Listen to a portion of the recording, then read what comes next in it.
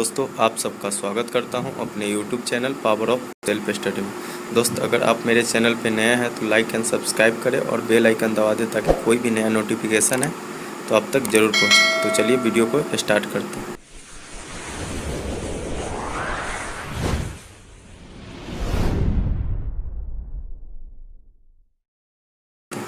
आज का जो पहला क्वेश्चन है वह है कि पक्षियों के महाद्वीप किसे कहा जाता है।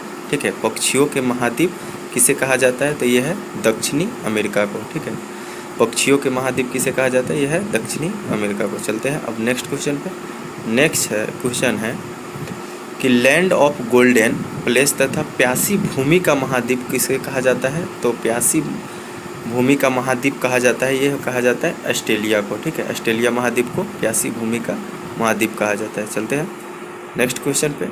नेक्स्ट क्वेश्चन है कि हवा के द्वारा उड़ाकर लाई गई मिट्टी एवं बालू के कणों से निर्मित मैदान को क्या कहते हैं। ठीक है, हवा के द्वारा उड़ाकर लाई गई मिट्टी एवं बालू के कणों से निर्मित मैदान को क्या कहते हैं, उसको लोएस मैदान कहते हैं। ठीक है, लोएस मैदान। चलते हैं अब नेक्स्ट क्वेश्चन पे। नेक्स्ट क्वेश्चन है कि बादलों की दिशा एवं गति को मापने वाले यंत्र को क्या कहते हैं। ठीक है, बादलों के दिशा एवं गति के मापने वाले यंत्र को क्या कहते हैं, तो उसको कहते हैं नेफ्रोस्कोप। ठीक है, नेफ्रोस्कोप। चलिए अब नेक्स्ट क्वेश्चन पे। नेक्स्ट क्वेश्चन है कि भारत को हिंदुस्तान कौन कहा था। ठीक है, भारत को हिंदुस्तान कौन कहा था, तो ये कहा था ईरानियों ने। ठीक है, ईरानियों ने भारत को हिंदुस्तान कहा था। चलते हैं अब नेक्स्ट पे। भारत को इंडिया कौन कहा था। ठीक है, भारत को इंडिया कौन कहा था, तो ये बोला था यूनानियों ने। ठीक है, भारत को इंडिया यूनानियों ने बोला था। चलते हैं अब नेक्स्ट क्वेश्चन। और नेक्स्ट क्वेश्चन है कि दीपावली को शोक पर्व के रूप में मनाती है कौन। ठीक है, दीपावली के शोक पर्व के रूप में कौन से मनाती है, तो ये है उत्तराखंड एवं उत्तर प्रदेश के थारू जनजाति। ठीक है, थारू जनजाति दीपावली को शोक पर्व के रूप में मनाते हैं। थारू नेपाल और भारत के सीमावर्ती तराई क्षेत्र में पाई जाने वाली एक जनजाति है। नेपाल की सकल जनसंख्या का लगभग 6.6% लोग थारू है। भारत में बिहार के चंपारण जिला में और उत्तर प्रदेश के नैनीताल में ये निवास करते हैं। ठीक है, चलिए अब नेक्स्ट क्वेश्चन पे चलते हैं। नेक्स्ट क्वेश्चन है कि बहुपति विवाह प्रथा प्रचलित है। ठीक है, बहुपति विवाह प्रथा प्रचलित है, तो ये है टोडा जनजाति में। ठीक है, बहुपति विवाह प्रथा जो प्रचलित है ये है टोडा जनजाति में। और इस जनजाति को क्या है कि बहुपति विवाह में एक स्त्री का एक अधिक पुरुष से वैवाहिक संबंध स्थापित होता है। अति प्राचीन काल से ही भारत में बहुपति प्रथा का प्रचलन रहा है, यद्यपि यह प्रचलन सीमित मात्रा में ही रह गया है। वैदिक साहित्य में बहुपति प्रथा की संख्या मनाही थी, किंतु महाभारत काल में ऐसा विवाह को कुछ उदाहरण पाए जाते हैं। मतलब जो बहुपति विवाह होता है उसमें अगर आप उसका जो किसी के साथ शादी होता है तो उसको स्वतः उसके भाई के भी पत्नी मान लिया जाता है। चलते हैं अब नेक्स्ट क्वेश्चन पे। नेक्स्ट क्वेश्चन है कि नगर निगम का अध्यक्ष होता है कौन। ठीक है, नगर निगम का जो अध्यक्ष होता है उसको क्या बोलते हैं, तो उसको बोलते हैं महापौर या मेयर। ठीक है, नगर निगम का अध्यक्ष होता है महापौर या मेयर। चलते हैं अब नेक्स्ट क्वेश्चन पे।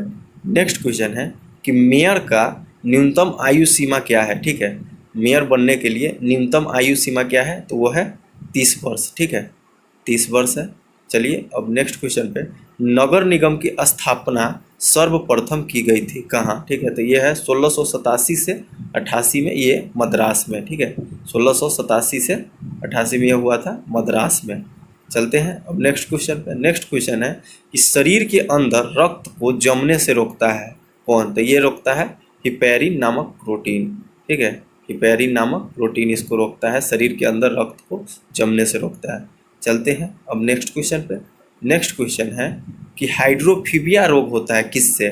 ठीक है, हाइड्रोफीबिया रोग जो होता है वो किससे होता है, तो ये होता है कुत्ते के काटने से। ठीक है, हाइड्रोफीबिया रोग जो होता है वो कुत्ते के काटने से होता है। हाइड्रोफीबिया रोग होता है वो विषाणु के द्वारा होता है। ठीक है, हाइड्रोफीबिया जो होता है वो कुत्ता के काटने से होता है और इस जो होता है वो विषाणु के द्वारा होता है। चलते हैं अब नेक्स्ट क्वेश्चन पे।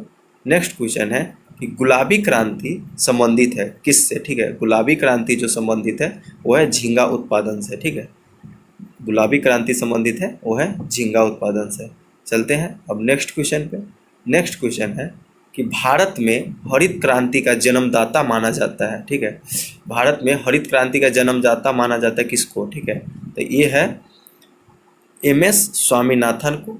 हरित क्रांति का शुरुआत जो हुआ था 1967 से 68 में हुआ था, ठीक है। इसको एम.एस. स्वामीनाथन को माना जाता है और हरित क्रांति का शुरुआत हुआ था 1967 से 68 में। चलते हैं अब नेक्स्ट क्वेश्चन पर। नेक्स्ट क्वेश्चन है कि भारत में सर्वप्रथम कागजी मुद्रा मतलब करेंसी का प्रचलन कब हुआ था, ठीक है। भारत में सर्वप्रथम कागजी मुद्रा या करेंसी का प्रचलन कब हुआ था, तो ये हुआ था 1862 में, ठीक है। ये हुआ था 1862 में। चलते हैं अब नेक्स्ट क्वेश्चन पे। नेक्स्ट क्वेश्चन है कि भारत में दार्शनिक या दशमलव मुद्रा प्रणाली को अपनाया गया था कब, ठीक है। भारत में दार्शनिक या दशमलव मुद्रा प्रणाली को अपनाया गया था, तो इसको अपनाया गया था 1 अप्रैल 1957 से, ठीक है। 1 अप्रैल 1957 से। चलते हैं अब नेक्स्ट क्वेश्चन पे। नेक्स्ट क्वेश्चन है नेक्स्ट क्वेश्चन है वो है भारत में अब तक कितने भारतीय विमुद्रीकरण हुआ है। भारत में अब तक कितने बार भारतीय में विमुद्रीकरण हुआ है, तो ये 3 बार हुआ है, 1946, 1978 और 2016 में। एक जो हुआ था वो 1946 में हुआ था आज़ादी से पहले। 1978 में जो हुआ था उस समय हमारे देश के जो प्रधानमंत्री थे वो मोरारजी देसाई थे और 2016 में नरेंद्र मोदी के द्वारा किए गए थे। तो नोटबंदी के बाद उस वक्त 60 से 70% तक ही पैसा लोग को मिल रहा था। लोग काला धन को सफ़ेद करने का धंधा करने लगे और 500 रुपये के बदले उन्हें 300 या 350 रुपये दिए जाने लगे। सरकार ने 500, 1000 और 10,000 रुपये के नोट पर प्रतिबंध लगाते हुए 11 जनवरी 1946 से इन नोटों को अवैध करार दिया था। सरकार के इस फैसले के बाद पुराने नोटों को बदलने के लिए कालाबाजारी शुरू हो गई थी। लोगों के बीच इस तरह का अफवाह भी फैला था कि 100 रुपये के नोट भी बंद हो सकते हैं, जिसके चलते लोगों को काफ़ी दिक्कत का सामना करना पड़ा। और एक जो हुआ था वो हुआ था 2016 में, अभी हाल फिलहाल में ही हुआ था, वो नरेंद्र मोदी जी के द्वारा किए गए थे। चलिए दोस्तों, अगर वीडियो अच्छा लगा हो तो प्लीज़ लाइक एंड सब्सक्राइब ज़रूर कीजिएगा। चलिए।